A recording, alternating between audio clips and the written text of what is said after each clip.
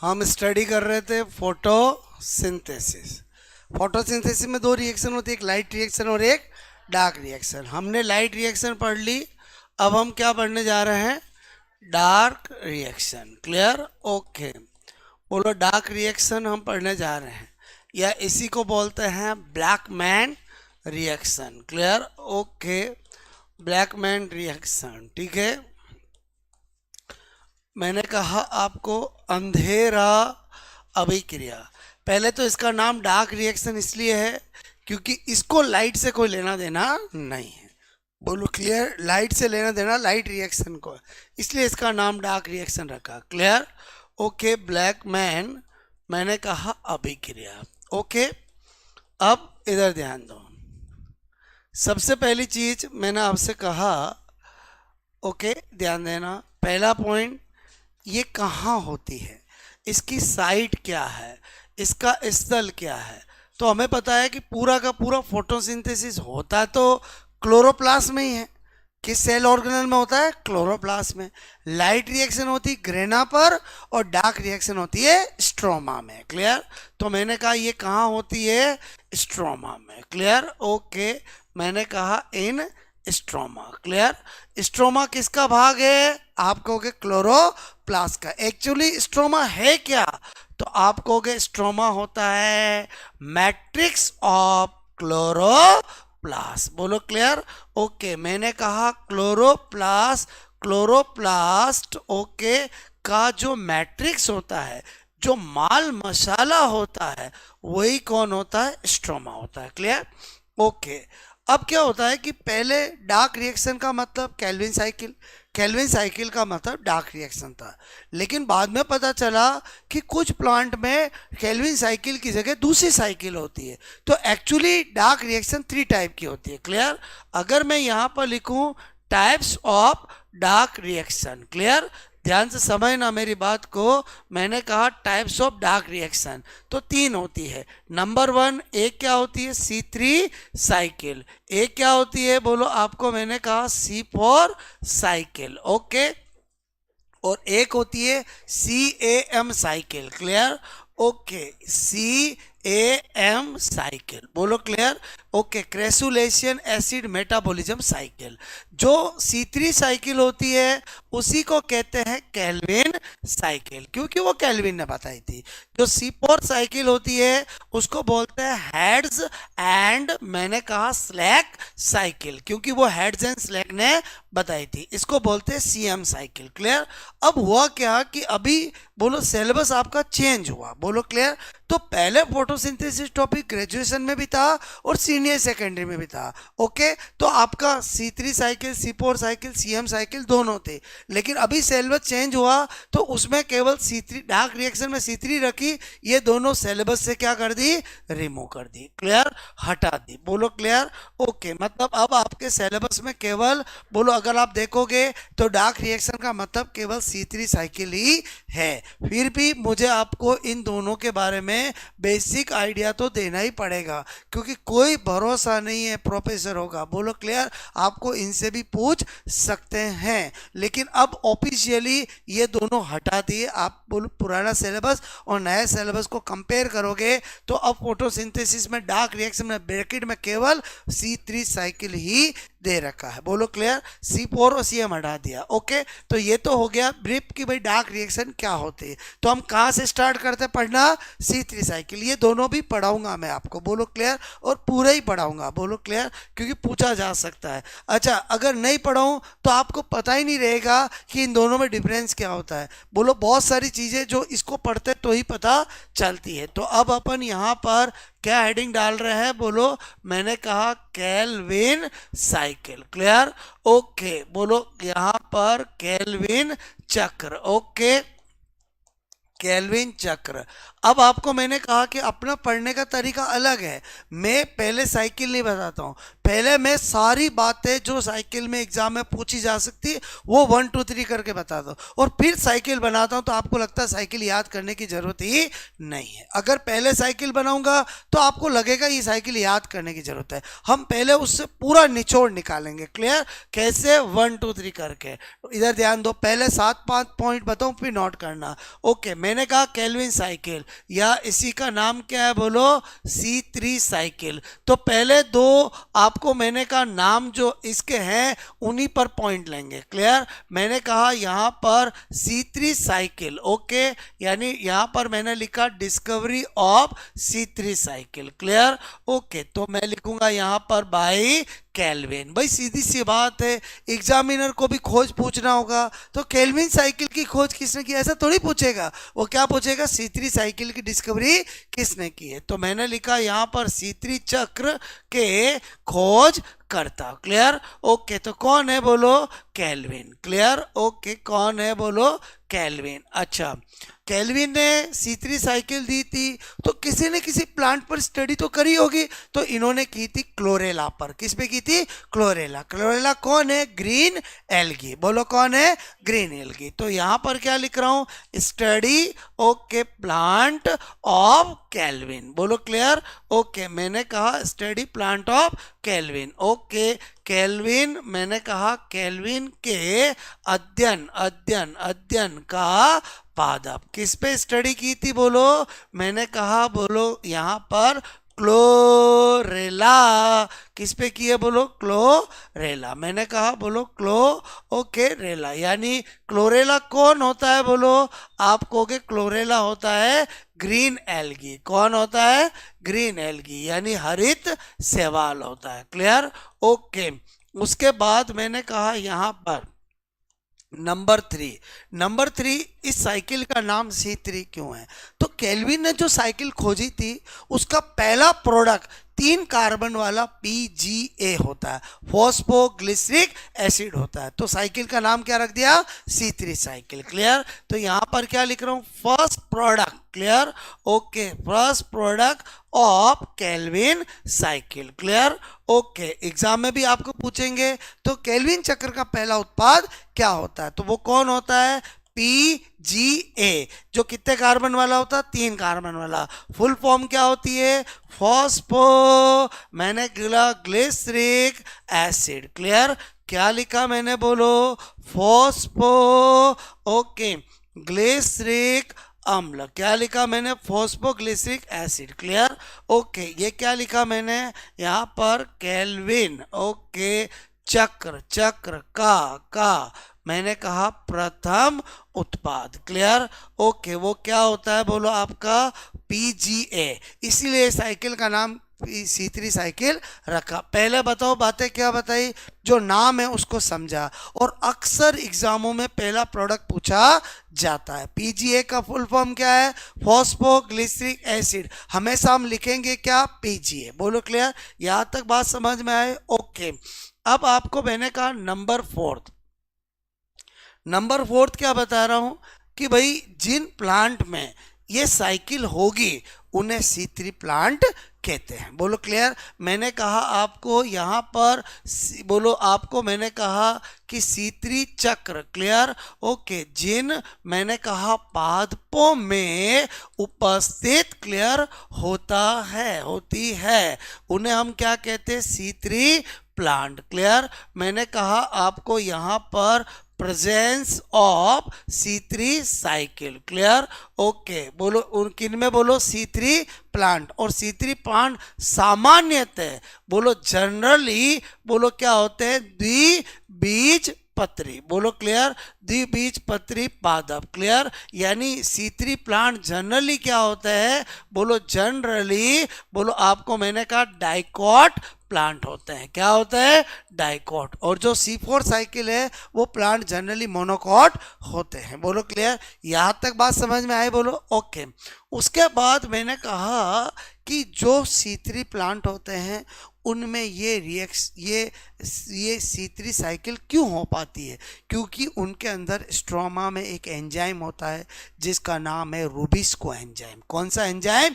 Rubisco. उसकी वजह से ही हो पाती है। क्लियर? तो यहाँ पर मैंने आपको क्या बताया कि अगर मैं लिखूं first reaction, clear, okay, of, मैंने कहा C3 साइकिल। क्या लिखा मैंने? बोलो C3 चक्र, बोलो कि प्रथम अभिक्रिया। क्लियर? प्रथम अभिक्रिया। तो प्रथम अभिक्रिया क्या लिखूंगा? मैंने कहा RUBP, क्लियर, जो कि 5 कार्बन वाला होता है। क्लियर? ओके, और ये इन्वायरमेंट से क्या आएगी? CO2। भाई फोटोसिंथेसिस में होता है क्या है? इन्वायरमेंटल CO2 का फिक्सेशन होता है। बोलो क्लियर? ओके, और मैंने कहा यहाँ पर वो नाटकबाज एंजाइम रूबिस्को। क्लियर? ओके, मैंने रूबिस्को एंजाइम को क्या बोला? नाटकबाज। क्यों? आगे पता चलेगा। क्लियर? ओके, एंजाइम, इसकी प्रेजेंस में ये PGA बना। PGA कितना है? 3 कार्बन वाला। ये 5 और 6 तो 100% कितने मोल बनेगा? 2 मोल बनेगा। क्लियर? मेरी बात को समझना। अब मुझे एक बात बताओ कि अगर इन्वायरमेंट में कितने मोल CO2 का फिक्सेशन होगा तो 1 मोल ग्लूकोज बनेगा 6। इसका मतलब हुआ कि 1 मोल ग्लूकोज को बनाने के लिए 6 मोल CO2 का फिक्सेशन करने के लिए केल्विन साइकिल को भी 6 बार चलना पड़ता है। ये एक बार, ये 1 टाइम मैंने आपको बताया। अगर मैं 6 टाइम एक साथ बताऊंगा, यहां पर कितना लिखूंगा? 6 RUBP। बताओ 6 मोल RUBP। यहां पर क्या लिखूंगा? 6 CO2। और क्या लिखूंगा? 6 CO2। क्लियर? तो यहां पर लिखूंगा 12 मोल PGA। बोलो क्लियर? तभी बोलो आपका ग्लूकोज बन पाएगा। ये कितने बार चलाई मैंने एक साथ? 6 टाइम। ये 1 बार और ये 6 बार। तो अगर एग्जाम से पूछे आपको कि बोलो 1 मोल ग्लूकोज के निर्माण के लिए या 6 मोल CO2 का फिक्सेशन के लिए केल्विन साइकिल कितनी बार चलती है? तो 6 बार। इस चैप्टर में 6 का बहुत बड़ा लॉजिक। हर चीज कितनी बार होती है? 6 बार। ओके, यहां पर समझ में आया।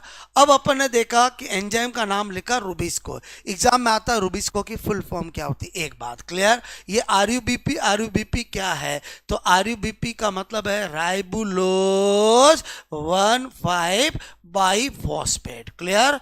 ओके, मेरे कहने का मतलब है एक्चुअली पुराने जमाने में यहां पर RUDP लिखा जाता था। क्लियर? फिर थोड़ा नए साइंटिस्ट आए, उन्होंने कहा नहीं, RUBP की जगह RUBP लिखना चाहिए। एक्चुअली सेम चीज है। ये था पहले राइबुलोज 1,5 बोलो डाइफॉस्फेट। अब इसकी जगह डाई की जगह क्या करते हैं? बाइफॉस्फेट। चीज सेम ही है। बोलो क्लियर? ये पहले नाम क्या था? राइबुलोज बोलो 1,5 बोलो क्या था? Di phosphate. और अब क्या यूज करते हैं?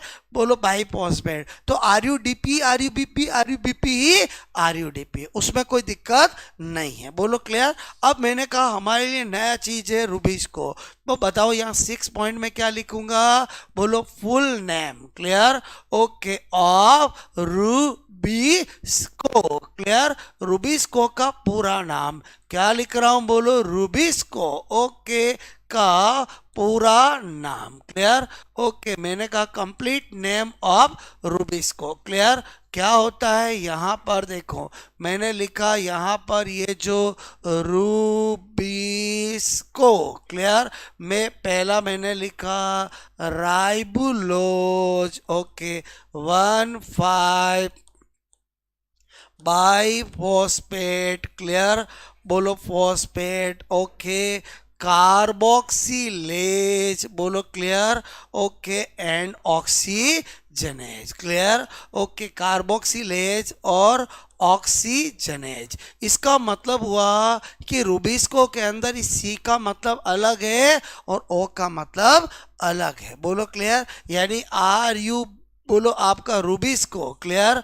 ओके, मैंने कहा रूबिस्को। ओके, तो रूबिस्को में ये इतना नाम तो आ गया, रूबिस्को, और आपका सी और ओ यहां से लिया गया। क्लियर। तो अगर आपसे कभी पूछे रूबिस्को में सी ओ का मतलब क्या है, कार्बोक्सिलेज ऑक्सीजनेज, कार्बोक्सिलेज ऑक्सीजनेज, तो कार्बोक्सिलेज ऑक्सीजनेज। मतलब ये नाटकबाज इसलिए होता है कि ये जनरली तो फोटोसिंथेसिस ही करता है, लेकिन अगर कभी एडवर्स कंडीशन हो और इन्वायरमेंट में CO2 बहुत कम हो और O2 ज़्यादा हो, तो ये ऑक्सीजनेज नेचर भी शो करने लगता है, यानी फोटो रेस्पिरेशन भी करने लगता है। बोलो क्लियर। तो इसीलिए इसको नाटकबाज कहते हैं। ये क्या लिखा मैंने, बोलो आपको वैसे चलेगा, राइबुलोज। मैंने कहा राइबुलोज 1,5, बोलो by phosphate. Clear. By phosphate, अरे बोलो बाई फॉस्फेट। वैसे ये कहता है मेरा नाम ऐसे ही लिखो। क्लियर। ओके, फिर भी कोई बात नहीं। कार्बोक्सिलेज, और मैंने कहा ऑक्सी ऑक्सीजिनेज। बोलो क्लियर। पहले बताओ ये जो मैंने लिखा मेरी बात समझ में आई, बोलो क्लियर। एक बार आपको 6 पॉइंट समझ में आया, नोट करो, फिर कहानी बढ़ाता हूँ आगे। क्लियर।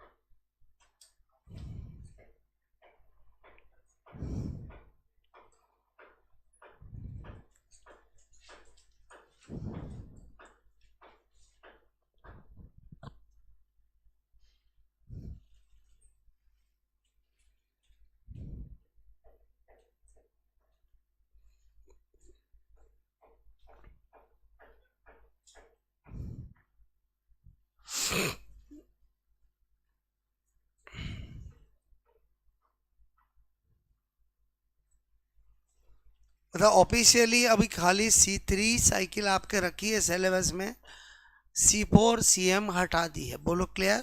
फिर भी मैं आपको बेसिक आइडिया दूंगा कि C4 CM में क्या होता है। बोलो क्लियर। ओके,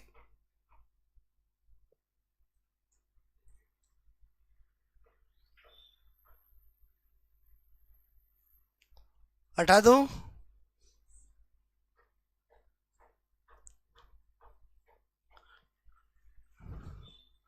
ये क्या लिखा, हेड्स एंड, मैंने कहा स्लैक चक्र। क्लियर।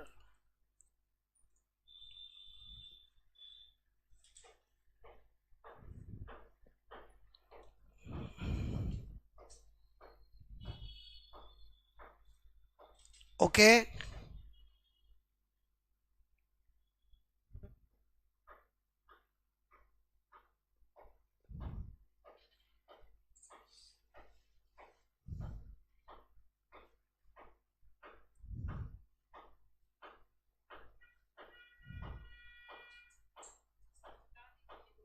क्या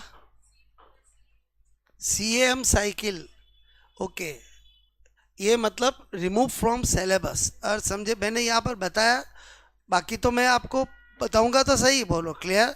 क्योंकि ये C4 साइकिल बताऊंगा तभी क्रांच एनाटॉमी स्पेशल चीज़ें समझ में आएगी। बोलो क्लियर। ओके, मेरी बात समझ में आया। बोलो अकॉर्डिंग टू न्यू सिलेबस ये दो चीज़ें हटा दी है। बोलो क्लियर। ओके, हटाई भी इसलिए क्योंकि पहले ये चैप्टर सीनियर सेकेंडरी और ग्रेजुएशन दोनों में था, दो टॉपिक थे, तो वो कंटेंट भी थे। अभी खाली सीनियर सेकेंडरी में रखा, सिलेबस में ग्रेजुएशन में से हटा दिया। हटा दे, बोलो जो एडवांस चीज़ें हैं, जो क्रांच एनाटॉमी है, वो सब हट गई। बोलो क्लियर। ओके, फिर भी क्वेश्चन पूछ सकते हैं आप, हम ऑब्जेक्शन नहीं कर सकते। बोलो क्लियर। क्योंकि डार्क रिएक्शन का मतलब सब होता है। बोलो क्लियर। ओके,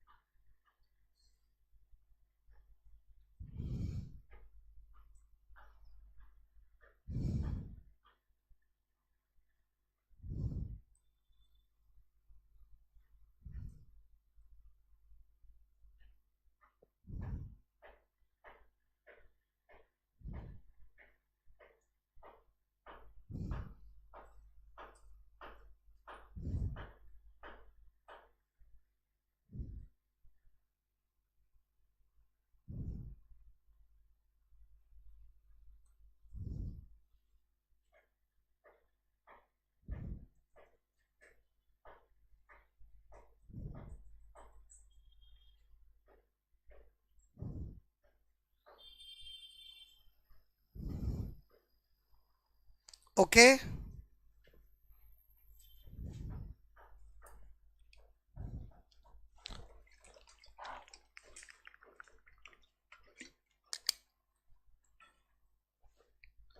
क्या ये नोट बोलो।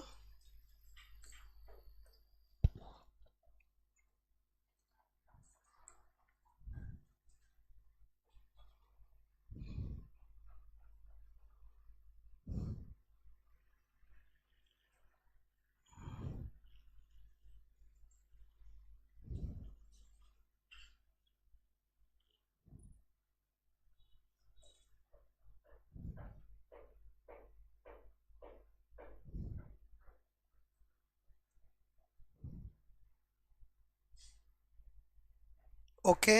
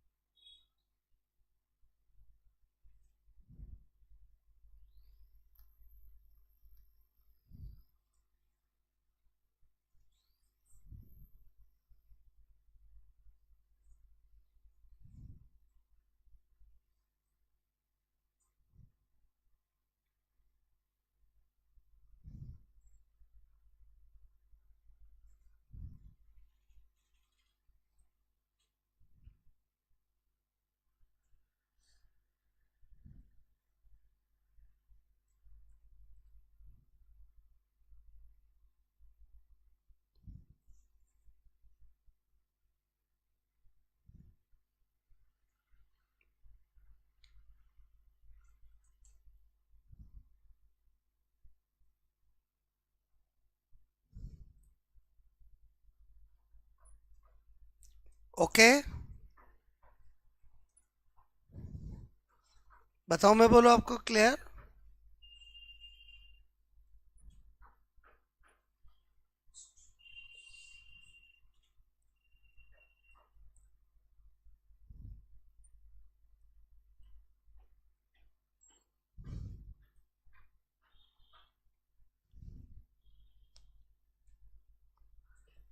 एक मोल ग्लूकोज के फॉर्मेशन के लिए केल्विन साइकिल कितनी बार चलती है? 6 टाइम। बोलो क्लियर। ओके, यहाँ पर हमें पता चल रहा है, ठीक है। अभी पूरा साइकिल बना के बताता हूँ। यहाँ तक बात समझ में आई? बोलो आपको क्लियर। ओके, अब आगे ध्यान दो। रुबिस्को के फुल फॉर्म हो जाएगा। अब पहले पॉइंट समझो। नंबर मैंने कहा 7 पॉइंट। 7 पॉइंट जो C3 साइकिल है उसमें इंटरमीडिएट मैंने कहा in C3 cycle. Clear. Okay, C3 to C7 मैंने कहा, बोलो आपका ओके, ऑर्गेनिक मैंने कहा कंपाउंड। क्लियर। ओके, क्या बनते हैं? इंटरमीडिएट। एग्जाम में क्वेश्चन आता है कि जो C3 साइकिल होती है, C3 चक्र होता है, उसमें मध्यवर्ती कितने कार्बन से कितने कार्बन वाले बनते हैं? मतलब 3 कार्बन वाला भी इंटरमीडिएट बनेगा, 4 भी बनेगा, 5 भी बनेगा, 6 भी बनेगा और 7 कार्बन वाला भी बनेगा। C3 मैंने कहा 3 कार्बन से, बोलो 7 कार्बन। ओके, मैंने कहा कार्बन ओके तक कार्बनिक, मैंने कहा कार्बनिक यौगिक जो है वो क्या बनेंगे? मध्यवर्ती बनेंगे। क्या बनेंगे? मध्यवर्ती। क्लियर। ओके, तो आपको पूछा जाता है मैक्सिमम, मैंने कहा देखो यहाँ पर मिनिमम और मैक्सिमम ये दो पता होने चाहिए। मिनिमम कितने कार्बन वाला, 3 कार्बन वाला, लिख दूं पीजीए। अरे बोलो 3 कार्बन वाला कौन, पीजीए। 7 कार्बन वाला मैक्सिमम, और वो होता है स्यूडो हैप्टुलाज। कौन होता है बोलो यहाँ पर, ओके पी साइलेंट है, स्यूडो हैप्टुलॉज। क्लियर, ओके बताओ पीजीए की फुल फॉर्म लिखने की जरूरत नहीं है, अभी लिखा था फॉस्फोग्लिसरिक एसिड। और मैक्सिमम 7 कार्बन वाला कौन बनता है, pseudo heptulose. Clear, okay heptulose. अच्छा उसके बाद नंबर 8 पॉइंट, नंबर 8 पॉइंट क्या बता रहा हूं यहां पर, मैंने कहा रिक्वायर्ड केमिकल एनर्जी। ये तो आप जानते हो कि अगर डार्क रिएक्शन में 1 मोल ग्लूकोज का फॉर्मेशन करना है तो एनर्जी की रिक्वायरमेंट तो होगी, लेकिन एनर्जी कौन सी, केमिकल एनर्जी। मैंने कहा यहाँ पर आवश्यक आवश्यक रासायनिक ऊर्जा, और वो भी कितनी चाहिए, 18 एटीपी प्लस 12 NADPH2। इतनी केमिकल एनर्जी अगर होगी तो 1 मोल ग्लूकोज बनेगा। और ये केमिकल एनर्जी कहाँ से आएगी, मैंने कहा डार्क रिएक्शन से पहले होगी लाइट रिएक्शन, और लाइट रिएक्शन में सोलर एनर्जी को केमिकल एनर्जी में बदला जाएगा। इसीलिए बिना लाइट रिएक्शन के कभी डार्क रिएक्शन हो नहीं सकती, क्योंकि सूर्य के अंदर सोलर एनर्जी में फोटोन की फॉर्म में एनर्जी होती है, पहले C3 साइकिल से उन्हें केमिकल एनर्जी में बदला जाता है, जो लाइट रिएक्शन हमने पढ़ा है। Clear, okay. अब आपको मैंने कहा ये एनर्जी किसके लिए चाहिए, 1 मोल ग्लूकोज को बनाने के लिए या 6 मोल CO2 के फिक्सेशन के लिए, बोलो क्लियर।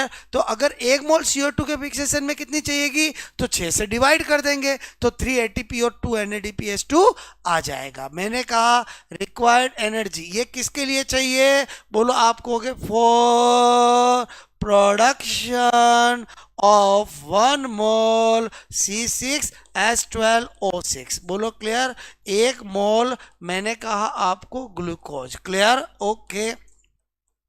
C6H12O6 के निर्माण के लिए। क्लियर, या मैं बोलूं, या मैं इसकी जगह क्या बोल दूं, बोलो fixation. Clear, okay, of 6 mole CO2। एक ही बात है, CO2 का 6 मोल का होता तभी ग्लूकोज बनेगा। एग्जाम में पूछे कि ग्लूकोज में कार्बन कहाँ से आया, तो CO2 से आया। और कहाँ से आया, CO2 से आया। क्लियर, ओके। मैंने कहा 6 मोल ओके CO2 के स्त्रीकरण। क्लियर, स्त्रीकरण ओके के लिए एक ही बात है। तो अगर 6 मोल के लिए है तो बताओ मुझे 1 मोल CO2 मैंने कहा फिक्सेशन के लिए कितनी एनर्जी चाहिएगी, आप कहोगे जब 6 मोल का पता है तो 6 से डिवाइड करूंगा तो 3 ATP, और 6 से डिवाइड करूंगा तो बोलो 2 NADPH2। कभी एग्जाम में 1 मोल का भी पूछ लेते हैं। Clear, okay. नंबर 9 और नंबर 10 के अंदर साक्षात मैं आपको रिएक्शन बता ही देता हूं। बोलो क्लियर, मेरी बात को समझना। मैंने कहा जो आपका C3 साइकिल होती है उसकी पूरी जितनी भी रिएक्शन होती है उनको 3 कैटेगरी में डिवाइड किया जाता है। पहली कैटेगरी क्या, कार्बोक्सिलेशन, मतलब CO2 यूज आएगा। ओके, दूसरा ग्लाइकोलाइटिक रिवर्सल, और तीसरा रीजनरेशन ऑफ RUBP। मैंने कहा बोलो यहाँ पर Calvin cycle. Clear, okay. Cycle में 3 स्टेप होती है। Clear, okay. 3 स्टेप क्या होती है, पहली स्टेप क्या होती है, बोलो आपको मैंने कहा कार्बोक्सिलेशन। Clear, okay. पहली स्टेप क्या होती है, कार्बोक्सिलीकरण। पहले बताओ, एक वर्ड होता है डी कार्बोक्सिलेशन, एक होता है कार्बोक्सिलेशन। बताओ डी कार्बोक्सिलेशन का मतलब CO2 निकलना, ओके, और कार्बोक्सिलेशन का मतलब CO2 का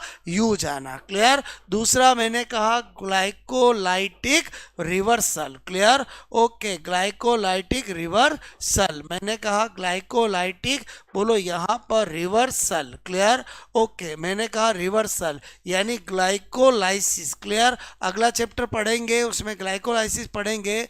ग्लाइको मैंने कहा लाइटिक, ओके, बोलो रिवर्सल मतलब ग्लाइकोलाइसिस। क्लियर, ओके, ग्लाइकोलाइसिस, बोलो लाइसिस, ओके, का उल्टा। बोलो उल्टा क्यों? क्योंकि ग्लाइकोलाइसिस में हम चालू करते हैं ग्लूकोज से, ओके, और यहाँ पर ग्लूकोज एंड में बनेगा। और समझे से उल्टा हो गया कि नहीं हो गया? और तीसरा होगा, मैंने कहा re, okay, generation, clear, okay, of R U BP पी, क्लियर, ओके, मैंने कहा तीसरी है आर यू बीपी का निर्माण। इन तीनों बातों को समझाने के लिए और कहाँ एटीपी NADPH2 18 और 12 काम आते हैं, उन सब को बताने के लिए अब मैं यहाँ पर क्या बना रहा हूँ, मैंने कहा क्या लिख रहा हूं, सीक्वेंस ऑफ, मैंने कहा C3 cycle, clear, okay, C3 चक्र का क्रम, ठीक है, जो आपको बिल्कुल याद करने की जरूरत नहीं है क्योंकि इसमें से सारी चीजें मैंने काम की